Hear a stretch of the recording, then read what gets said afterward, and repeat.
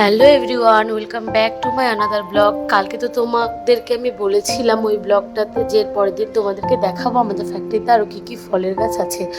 তো চলো তোমাদেরকে আর একটা ফল দেখাচ্ছি। এই ফলটা অনেকে চেনে আবার অনেকে চেনে না। এই ফলটাকে বলে সবেদা ফল। আর এর পেছনে আছে যে কমলালেবুর গাছ, এটা 12 মাসি কমলালেবুর গাছ। সবসময় এই গাছটাতে কমলালেবু হয়ে থাকে। অন্যান্য যেসব ফল আর ফুলের গাছ রয়েছে সেগুলো তোমাদেরকে অন্য কোনো দিন অন্য কোনো ভিডিওতে দেখাবো। না হলে এই বাগানে যে কতগুলো খরগোশ রয়েছে সেগুলো তোমাদেরকে এই 1 মিনিটের ভিডিওতে দেখাতেই পারবো না।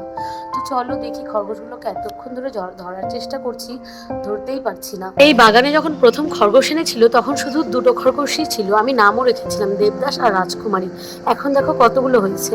জামাই ষষ্ঠী স্পেশাল ব্লগ কিন্তু চলে এসেছে, তোমরা কিন্তু ঝটপট গিয়ে দেখে এসো আমার বড় ব্লগে। আর কিন্তু লাইক কমেন্ট করতে একদম ভুলো না। তোমাদের এই ভিডিওটি ভালো লেগে থাকলে তাড়াতাড়ি করে লাইক কমেন্ট শেয়ার করে দিও আর চ্যানেলটিকে সাবস্ক্রাইব করে নিও।